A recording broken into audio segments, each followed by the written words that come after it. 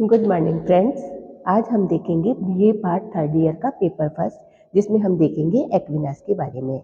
Aquinas के अंतर्गत एक महत्वपूर्ण क्वेश्चन हमारा बनता है राजस्थान विश्वविद्यालय के सिलेबस के अनुसार, जिसके अंतर्गत हम इसको मध्य युग के अरस्तु के रूप में जानते हैं। वैसे इसके 3 आधार माने जाते हैं। यह हमारा सबसे पहले ये दार्शनिक के रूप में जाना जाता है, मध्य युग के अरस्तु के रूप में जाना जाता है और साथ ही अनुदाय के रूप में भी जाना जाता है। तो हम सबसे पहले बात करेंगे इनके दार्शनिक स्वरूप की। एक्विनस इसे मध्य युग का दार्शनिक माना जाता है, क्योंकि लंबे समय से अलग बहती विचारधारा को इन्होंने एक पद्धति में बांधने का प्रयास किया है। ये विभिन्न विधिवेताओं, धर्मशास्त्रियों, ईसाई प्रचारक, चर्च एवं राज्य के समर्थकों के परस्पर विरोधी विचारों में एकता और क्रमबद्धता लाने का प्रयास करते हैं। ये मानव ज्ञान को पिरामिड के समान मानते हैं, जिसका आधार ज्ञान विज्ञान से मिलकर बना है, जिसमें दर्शन का स्थान सबसे पहले माना जाता है। यानी इन्होंने दर्शन को सर्वोपरि माना है। इन्होंने दर्शन, बुद्धि, विवेक और श्रद्धा, साथ ही विश्वास में कोई विरोध नहीं माना है। यह धर्म को विवेक की पूर्णता मानते हैं। ये दोनों मिलकर ज्ञान का निर्माण करते हैं। तो इस प्रकार से एक दार्शनिक के रूप में इन्होंने अपनी इस विचारधारा को प्रस्तुत किया है। देन आधार आता है इसका मध्य युग का अरस्तु। इनके विचारों में बाइबल की जो शिक्षाएं हैं उनमें समन्वय करके नई विचारधारा को इन्होंने जन्म दिया है। इसके अंतर्गत इन्होंने अरस्तु की समान यह स्वीकार किया है कि कुछ भी ऐसा सत्य है जो कि बुद्धि से परे है, यानी जिसको हम ज्ञान और श्रद्धा तथा ईश्वरीय शक्ति के माध्यम से जान सकते हैं। मानव समाज की रचना सब व्यक्तियों के हितों के लिए हुई है। इसने समाज से ऊपर दैवीय समाज को माना है।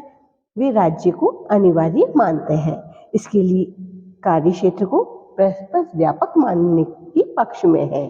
साथ ही इसमें हम विचारधारा के अंतर्गत जहां हम इसे मध्य युग के अरस्तु के रूप में जानते हैं, तो मध्य युग के अरस्तु के रूप में इन्होंने अपने निम्न विचार प्रस्तुत किए हैं। चूंकि यह अपनी स्थिति को मध्य युग के विचारों में, क्योंकि बाइबल की शिक्षाओं का इन पर बहुत ही अधिक प्रभाव पड़ा था और उसके आधार पर इन्होंने अपने इन विचारों को प्रस्तुत किया है। और जहाँ हमारा राजस्थान विश्वविद्यालय का सिलेबस है उसमें भी मेन इनका जो आधार माना जाता है वह क्वेश्चन मध्य युग के अरस्तु के रूप में जाना जाता है। इन्होंने सर्वोच्च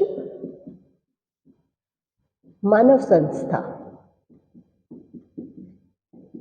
चर्च को माना है,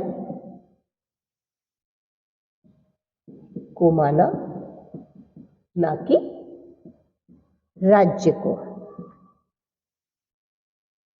राज्य, समाज व श्रेष्ठ जीवन, कौन सा जीवन?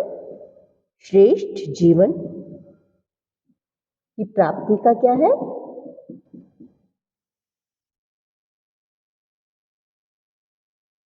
साधन। राज्य की उत्पत्ति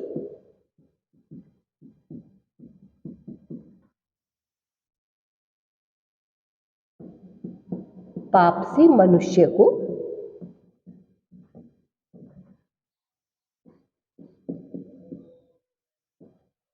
पतन के कारण हुई है। राज्य एक कौन सी संस्था है?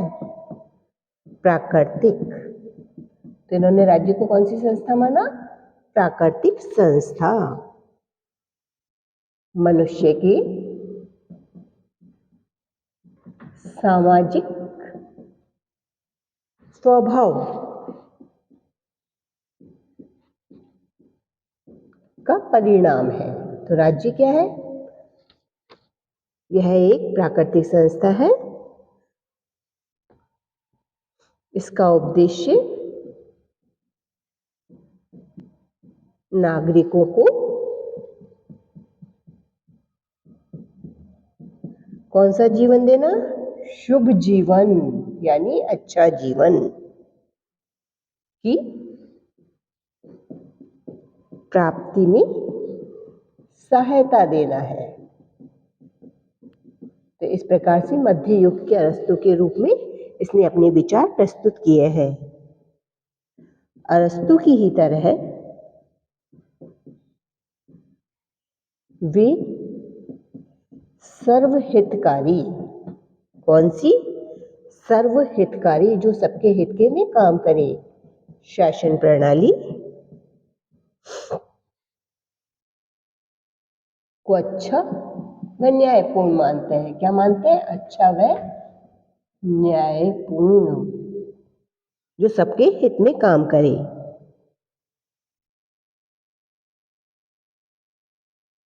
ये मिश्रित शासन व्यवस्था का क्या करते हैं? समर्थन।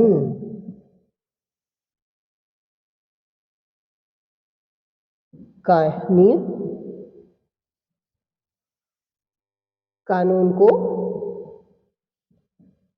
विवेक व बुद्धि का परिणाम मानते हैं।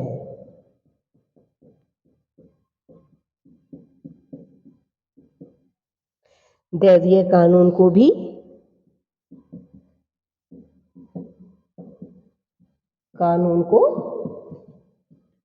स्वीकार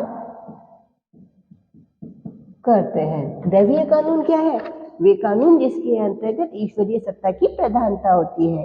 ईश्वर के जो प्रमुख गुण हैं उनको लेकर एक शासक का निर्माण होता है और उसी व्यवस्था को वो महत्वपूर्ण मानते हैं और स्वीकार करते हैं। अरस्तु की तरह ही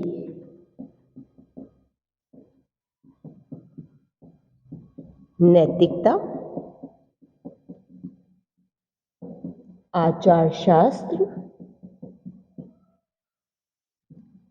जैसी विचारधारा को स्वीकार करते हैं। इसीलिए इन्हें मध्य युग का अरस्तु माना जाता है। इन पर अरस्तु का गहरा प्रभाव पड़ा। इन्होंने अरस्तु की तरह, किसकी तरह? अरस्तु की तरह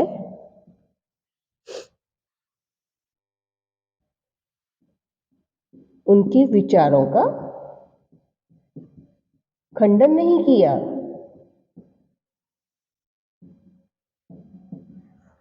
और न ही उन्हें पूर्ण सत्य माना। ये किससे प्रभावित थे? चर्च से, ईसाई धर्म से, उनके आदर्शों से, सिद्धांतों से, तो उन्हें ऊंचा माना।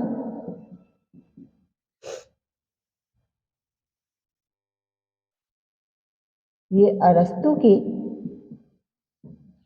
दर्शन से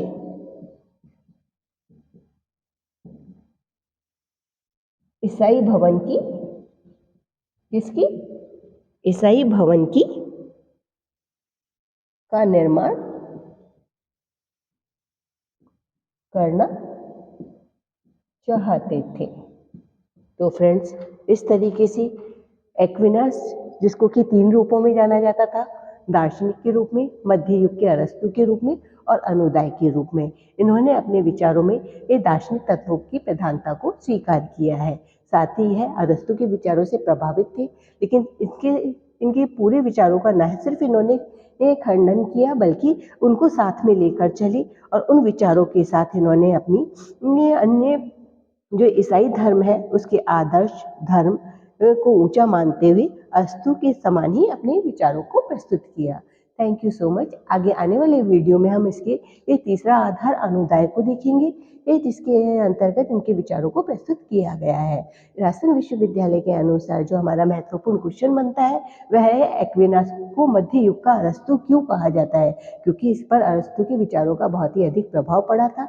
वे इनके विचारों को खंडन नहीं करते, उनकी दैवी सत्ता को अब मानते हैं, राज्य को आवश्यक मानते हैं और राज्य को आवश्यक मानते हुए उनके आधार पर अपने कार्यों को संपन्न करते हैं, जो कि एक ईश्वरीय सत्ता पर आधारित व्यवस्था है, उसे अपनाने की बात करते हैं। साथ ही इनका ईसाई धर्म पर बहुत ही अधिक प्रभाव पड़ा था इन पर, इसीलिए इन्होंने चर्च की प्रधानता को ध्यान में रखते हुए उनके आदर्शों को अपनाने का प्रयास किया। Thank you so much. Next आने वाली वीडियो में हम इनको के विचार अनुदय के बारे में जानेंगे। Thank you so much. Friends, अगर आपने मेरे चैनल को सब्सक्राइब नहीं किया है तो प्लीज़ सब्सक्राइब कीजिए, पसंद आए तो लाइक और शेयर कीजिए। Thank you so much.